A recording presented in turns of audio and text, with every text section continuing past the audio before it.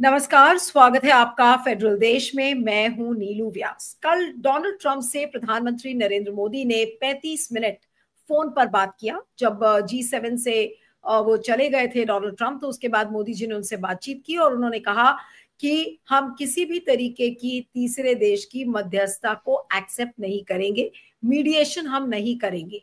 और ये बातें, और उन्होंने ऑपरेशन सिंदूर के भी बहुत सारे उनको डिटेल्स बताए। कल दिन भर मेन स्ट्रीम जो चैनल्स थे उन्होंने सारा कुछ बताया कि देखिए प्रधानमंत्री नरेंद्र मोदी ने किस तरीके से खरी खोटी डोनाल्ड ट्रंप को सुनाई। लेकिन शाम होते होते डोनाल्ड ट्रंप ने ये कहा कि अरे सीज फायर तो उन्होंने करवाया था। और जबकि मोदी जी ने फोन की बातचीत के जो डिटेल सामने आए थे, तो उन्होंने कहा कि ये सीज फायर, ये युद्ध विराम इसलिए हुआ था क्योंकि दोनों तरफ की, इंडिया और पाकिस्तान के जो डीजीएमओस थे, उन्होंने बातचीत की और वो इस कंक्लूजन पर पहुंचे कि अब युद्ध विराम होना चाहिए।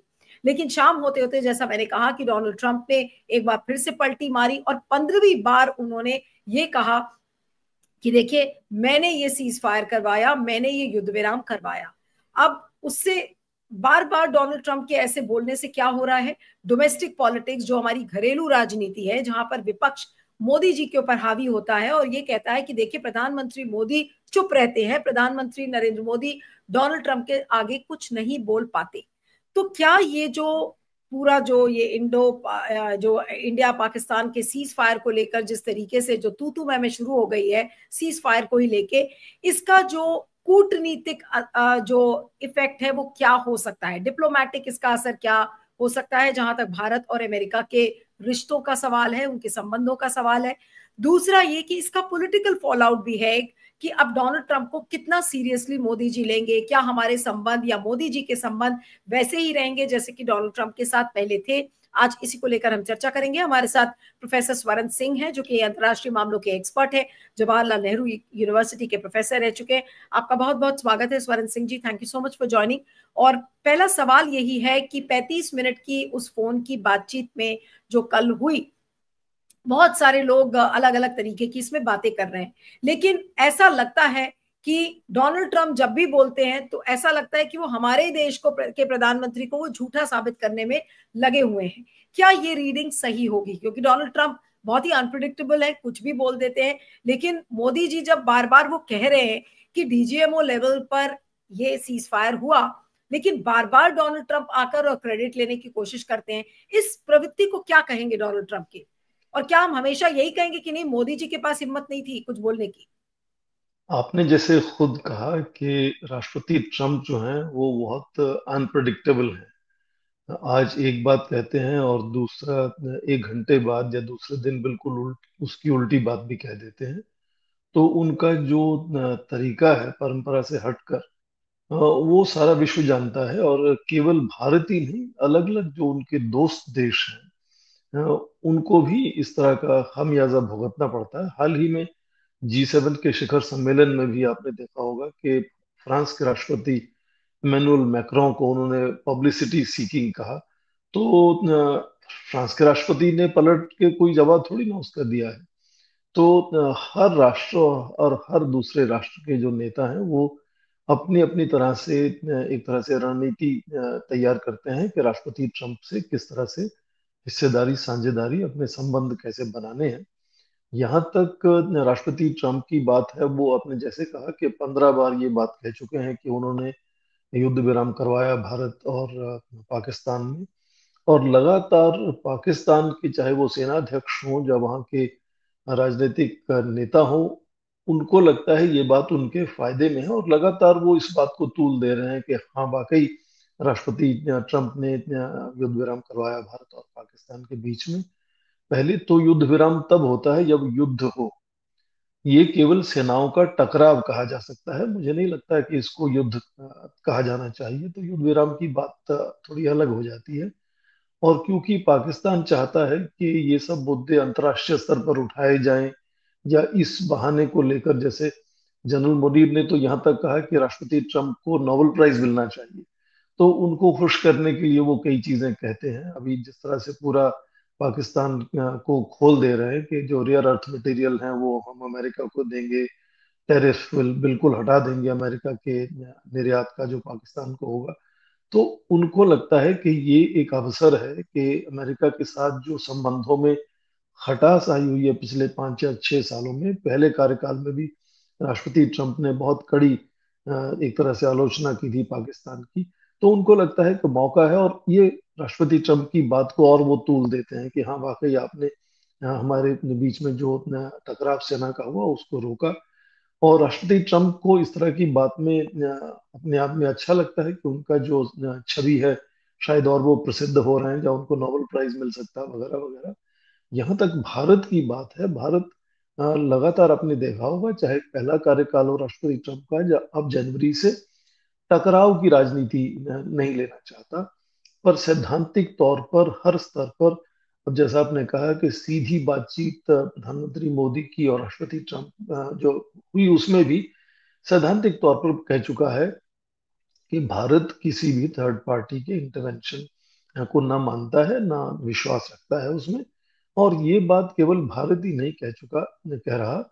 ये जो 2 जुलाई 1972 में एक संधि हुई थी भारत और पाकिस्तान में दोनों तरफ से, जिसको शिमला एग्रीमेंट कहते हैं, उसमें भी ये साफ कहा गया था कि अब से जितनी भी चिंताएं, शंकाएं, परेशानियां भारत पाकिस्तान में होंगी, वो शांतिपूर्वक द्विपक्षीय बातचीत बातचीत से उनको सुलझाया जाएगा। तो वो एक स्टैंडर्ड पॉलिसी है, और भारत ने बिल्कुल अलग अलग स्तर पर उसको बार बार साफ कर दिया है। पर अब यदि राष्ट्रपति लगातार कुछ इस तरह की बात करते रहते हैं, तो जाहिर है कि वो उनकी अपनी सोच है कि उनसे इस तरह की बातचीत से उनको क्या फायदा या घाटा होगा। जाहिर है कि ये एक मुद्दा उभर कर पिछले कुछ सप्ताह में एक नया इरिटेशन बनकर सामने आया है भारत और अमेरिका के संबंधों में। पर क्या अमेरिका भारत की जो उनके लिए जरूरत है, जो भारत से दोस्ती बनाए रखने के लिए उनको जो जिसमें उनके ही राष्ट्र हित हैं, उनको नहीं समझता है? ऐसी बात नहीं है। राष्ट्रपति ट्रंप जिस तरह से उन्होंने, जब वो मुलाकात नहीं हो पाई अल्बर्टा में G7 शिखर सम्मेलन में, तो फोन पर 35 मिनट बात की उन्होंने भारत के प्रधानमंत्री से। तो अपने आप में वो संकेत है कि वो भारत के साथ हिस्सेदारी, दोस्ती, और खासकर प्रधानमंत्री मोदी के साथ व्यक्तिगत लेकिन तौर पर जो तालमेल सरन है वो सिंह, बनाए रखना चाहते नहीं लेकिन एक चीज और भी है, डोनाल्ड ट्रंप ऐसा तो नहीं है कि सोचते नहीं है कि भाई भारत और पाकिस्तान के बीच में आर्च राइवलरी है, कट्टर दुश्मन है एक दूसरे के। और कल फोन पर यह भी पता चला कि जब मोदी जी बात कर रहे थे तो शायद डोनाल्ड ट्रंप ने उनसे ये कहा कि अगर आप लौटते वक्त आएंगे तो अमेरिका होते हुए आप आ जाइएगा। और ये तो पता ही था कि आसिम मुनीर वहां पर लंच कर रहे हैं। तो ये सब जानते हुए कि आसिम मुनीर वहां पर हैं और फिर वो मोदी जी को एक्सपेक्ट कर रहे हैं कि मोदी जी भी आकर वो मिले, तो फिर ये कैसे संभव होता? और ये तो फिर मोदी जी का कहना ठीक ही था कि भाई हमारी प्रायर एंगेजमेंट्स हैं, हम फिर नेक्स्ट टाइम मिल लेंगे। लेकिन डोनाल्ड ट्रंप इरिटेट करने की जो ये कोशिश करते हैं, ये बात बोलकर, ये जानते हुए कि ये बात भारत के लिए अच्छी नहीं है, लेकिन फिर भी वो करते हैं, तो ये कहां तक सही है? और हम क्या ये कहेंगे कि नहीं, डोनाल्ड ट्रंप जो कर रहे हैं वो सही कर रहे हैं? हैं। देखो, इसको दोनों तरह से आप परिभाषित कर सकते हैं कि क्या वो इरिटेशन का एक कोशिश थी। हालांकि सारे राष्ट्राध्यक्ष ये बात अच्छे से जानते हैं कि किसी भी बड़े राष्ट्र के, खासकर जो नेता हैं, उनका जो कार्यक्रम है वो बहुत पहले से ही minute to minute, day to day वो बना रहता है। उसको अचानक ऐसे रीशेड्यूल करना बहुत मुश्किल होता है। तो जब प्रधानमंत्री ने कहा कि उनकी प्रायर एंगेजमेंट है इसलिए वो अचानक से इस तरह से अमेरिका नहीं आ पाएंगे, तो अपने आप में सच्चाई है और वो मान्य बात है। पर यहाँ तक ये बात है कि क्या वो भारत को इरिटेशन का एक तरह से कोशिश थी उनकी, या क्या फिर ये कोशिश थी कि पाकिस्तान के सेनाध्यक्ष फील्ड मार्शल आसिम मुनीर के आने से पहले वो भारत के प्रधानमंत्री से बातचीत करके उनका रवैया जानना चाहते थे, ताकि ये ना लगे कि भारत के प्रधानमंत्री से मुलाकात नहीं हुई और ना उन्होंने कुछ कोशिश की और उसके बाद सीधा पाकिस्तान के सेनाध्यक्ष से मिल रहे हैं। तो दोनों तरह से उसको परिभाषित किया जा सकता है कि एक तरह से ये भी एक तरह से जेस्चर है कि वो भारत के प्रधानमंत्री से जो मुलाकात नहीं हो पाई, तो वो फोन पे वो बात करना चाहते हैं विस्तार विस्तार में, ताकि उसके बाद वो फिर पाकिस्तान के सेनाध्यक्ष से मिले।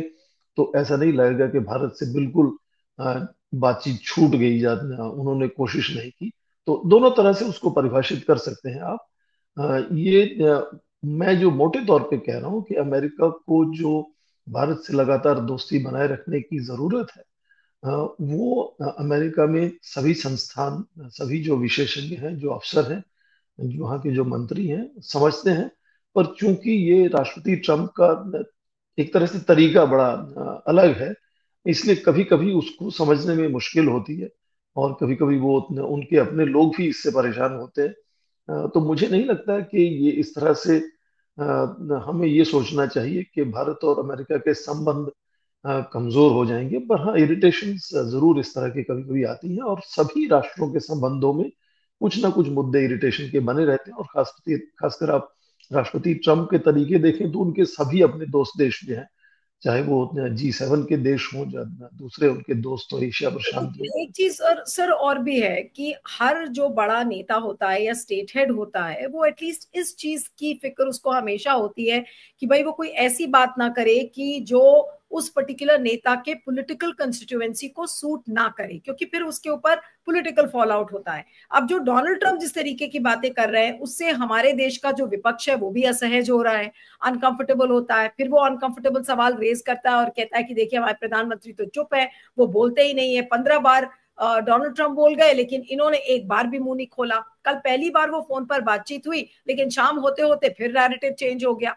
तो ये जो सब सवाल हैं, क्या ये सवाल मोदी जी के लिए वाकई में डोमेस्टिक पॉलिटिक्स को अगर हम देखें तो क्या उसके मद्देनजर मोदी जी के लिए ये चीज चीजों पर मुश्किलें खड़ी कर रहे हैं डोनाल्ड ट्रंप? क्योंकि कब तक मोदी जी इस पर चुप रहेंगे, उनको कभी ना कभी कोई जवाब देना होगा। विपक्ष हमारा लगातार इस पर सवाल कर ही रहा है। तो पॉलिटिकली जो डोमेस्टिक पॉलिटिक्स के मद्देनजर डोनाल्ड ट्रंप ने सिचुएशन बहुत डिफिकल्ट कर दी है मोदी जी के लिए। क्या आपको भी ऐसा लगता है?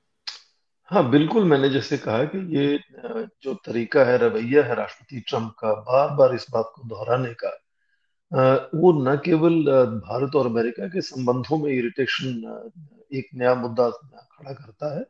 जाहिर है कि भारत के अंदरूनी राजनीति में भी जो हमारे विरोधी दल हैं उनकी तरफ से भी इस तरह के प्रश्न उठे हैं, और वो भी एक तरह से परेशानी का मुद्दा हो जाता है कि वो जवाबदेही करनी पड़ती है उनको।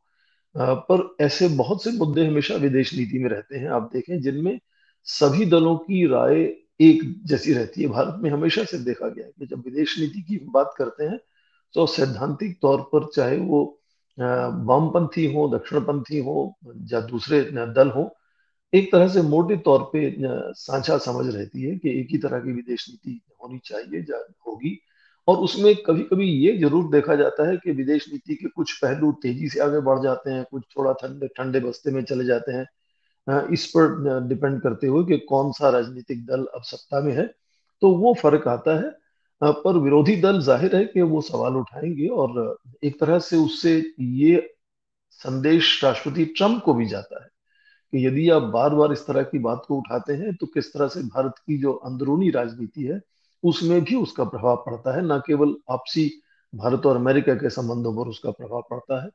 तो मुझे लगता है कि ये एक मुद्दा है इरिटेशन का। हो सकता है कुछ कुछ दिनों में ये मुद्दा बदल जाए, राष्ट्रपति ट्रम्प का ध्यान कहीं और चला जाए।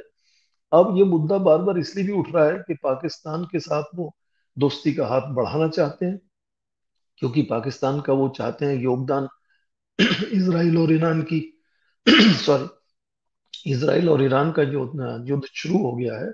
अब देखें, पाकिस्तान न केवल 900 किलोमीटर सीमा है उसकी ईरान के साथ, और जैसे राष्ट्रपति ट्रम्प ने जनरल मुनीर के साथ बातचीत में कहा कि पाकिस्तान सबसे अच्छी तरह से समझता है ईरान को।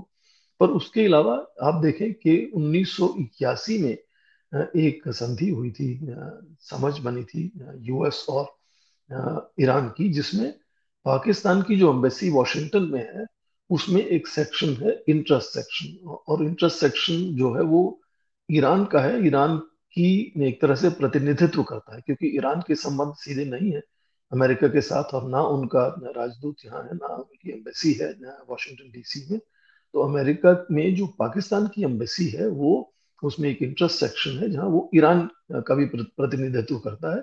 ठीक उसी तरह से तेहरान में स्विट्जरलैंड की एम्बेसी ये काम करती है, जिसको प्रोटेक्टिव एम्बेसी कहते हैं, वो अमेरिका की प्रतिनिधित्व तेहरान में करती है।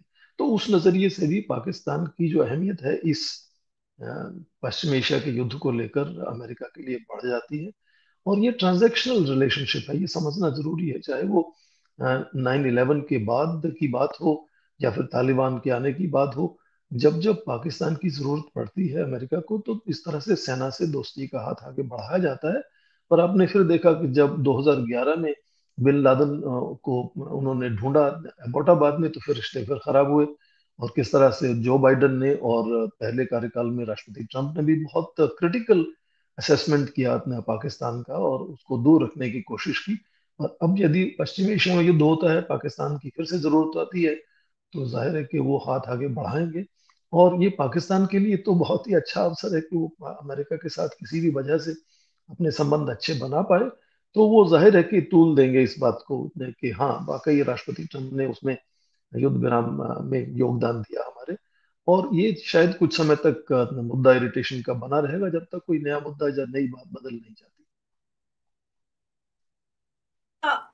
इसका क्योंकि अभी तो लगातार ईरान इजराइल का जो युद्ध इस समय चल रहा है, अभी पता नहीं है कि ये कितना लंबा चलेगा। और जाहिर सी बात है कि जिस तरीके से सारे प्रोटोकॉल्स को दरकिनारे करके डोनाल्ड ट्रंप ने पाकिस्तान के आर्मी चीफ को बुलाया, उनको होस्ट किया। हमेशा स्टेट हेड्स को बुलाया जाता था, लेकिन पहली बार ऐसा देखा जा रहा है कि आर्मी चीफ को बुलाकर और डोनाल्ड ट्रंप उनको होस्ट कर रहे हैं। तो आपको लग रहा है कि क्योंकि जब तक पाकिस्तान डोनाल्ड ट्रंप के साथ इसी तरीके से हाथ में हाथ या ताल में ताल कदम मिलाते हुए चलेंगे, तो फिर जाहिर सी बात है कि जब तक पाकिस्तान होगा तब तक पाकिस्तान को खुश करने के लिए बार बार भारत के बारे में इस तरीके की बातें आएंगी और ये सीज फायर का भी जिक्र डोनाल्ड ट्रंप करेंगे। तो इसका मतलब ये सब तो लंबा चलने वाला है, और इसका कोई असर लॉन्ग रन में भारत और अमेरिका के संबंधों पे, या अगर मैं और स्पेसिफिकली पूछूं, डोनाल्ड ट्रंप और मोदी जी के संबंधों पर इसका क्या असर पड़ सकता है? क्योंकि सब लोग ये कहेंगे कि भाई इतनी बार हो गया, मानते ही नहीं है डोनाल्ड ट्रंप। तो फिर कहीं ना कहीं रिश्तों में खटास महसूस होती ही है फिर।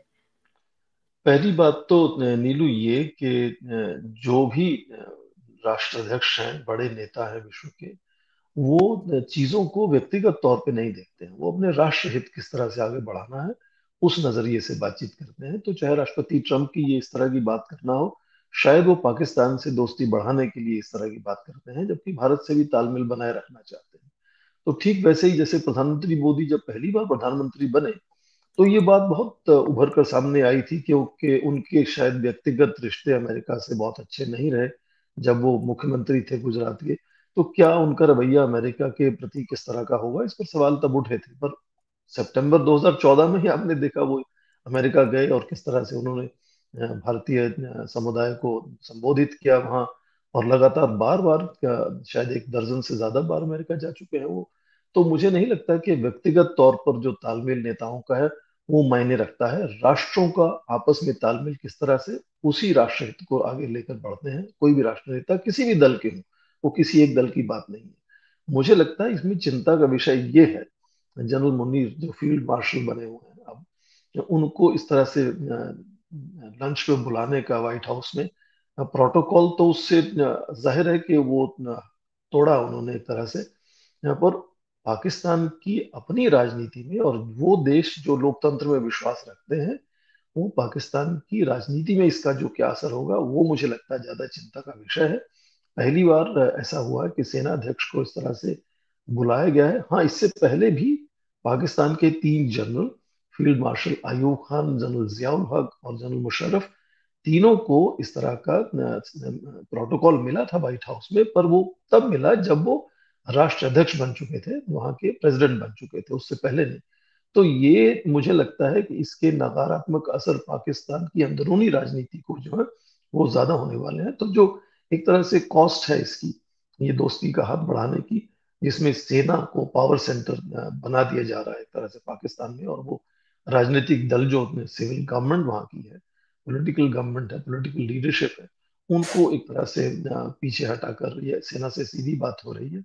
तो वहाँ उसका क्या असर होगा आने वाले समय में। और अक्सर ये बात होती है कि क्या जनरल मुनीर वही इतिहास दोहराएंगे जो आपने पहले फील्ड मार्शल अयूब खान का आपको याद होगा।